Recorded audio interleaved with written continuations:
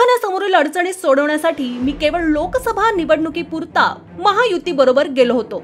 आगामी विधानसभा निवडणुकीसाठी माझ्या समोर सर्व पर्याय खुले आहेत, असं म्हणत अभिजित पाटलांनी पंढरपुरात मोठा संभ्रम निर्माण करून दिलाय.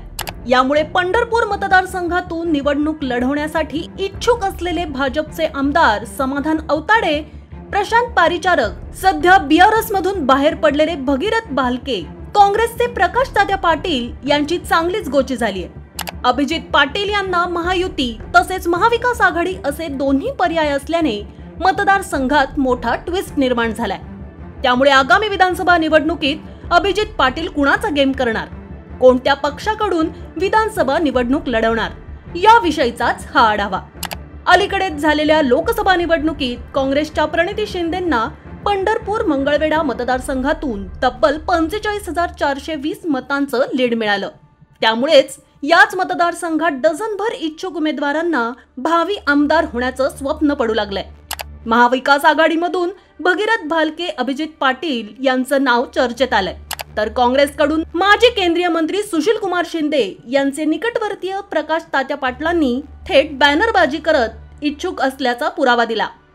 दुसऱ्या बाजूला विद्यमान आमदार समाधान अवताडे यांनी पुन्हा मतदारसंघावर दावा ठोकला आहे, तर भाजपचेच प्रशांत पारिचारक यांनी मतदारसंघात हालचाली सुरू केल्या आहेत. सलग तिसऱ्यांदा आमदार राहिलेल्या भरत भालके यांचं 2020 साली निधन झालं. त्यानंतर झालेल्या पोटनिवडणुकीत भाजपचे उमेदवार समाधान अवताडे यांनी भरत भालके यांचे सुपुत्र तथा राष्ट्रवादी शरद पवार गटाचे उमेदवार भगीरथ भालके यांचा 3,500 पराभव केला. भगीरथ भालके यांचा विठ्ठल सहकारी साखर कारखान्याच्या निवडणुकीत देखील पराभव झाला.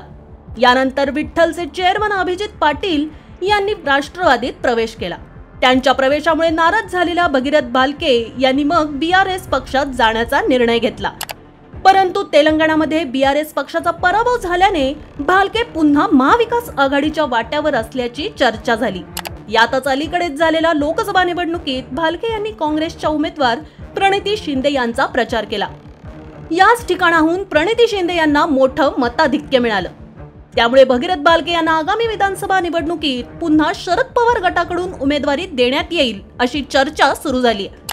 आधी पंढरपूर मंगळवेढा मतदारसंघातून अभिजित पाटील यांना शरद पवार गटाकडून उमेदवारी जाहीर झाली होती. मात्र लोकसभा निवडणुकीत कारखान्यावरील झालेली कारवाई मागे घ्यावी यासाठी अभिजित पाटलांनी शरद पवारांची साथ सोडून भाजपला पाठिंबा दिला होता.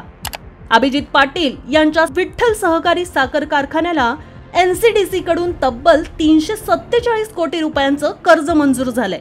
यातच त्यांचे पंढरपूर शहरात भावी आमदार म्हणून फ्लेक्स झळकले आहेत. आता अभिजित पाटील अपक्ष लढणार की अन्य पक्षाकडून लढणार याविषयी संभ्रम कायम आहे. कारण पंढरपूर मतदारसंघात समाधान अवताडे हे भाजपचे विद्यमान आमदार आहेत. त्याचबरोबर प्रशांत पारिचारक हे माजी आमदारही विधानसभा निवडणुकीसाठी इच्छुक आहेत. त्यातच आता अभिजित पाटील यांची भर पडली. त्यामुळे भाजपकडून नेमकं कुणाला तिकीट भेटतं हे पाहणं औत्सुक्याचं आहे. दुसऱ्या बाजूला पंढरपूरची जागा महाविकास आघाडीत शरद पवारांना मिळणार आहे. याआधी अभिजित पाटलांनी शरद पवारांसोबत काम केलं आहे. शरद पवारांनी ठरवलं तर अभिजित पाटलांना देखील महाविकास आघाडीतून उमेदवारी मिळण्याची शक्यता नाकारता येत नाही. त्यामुळे येत्या विधानसभा निवडणुकीत अभिजित पाटील जायंट किलर ठरणार का अशी मतदारसंघात चर्चा सुरू झाली आहे. तुम्हाला या व्हिडिओबाबत काय वाटतं ते कमेंट करून नक्कीच सांगा.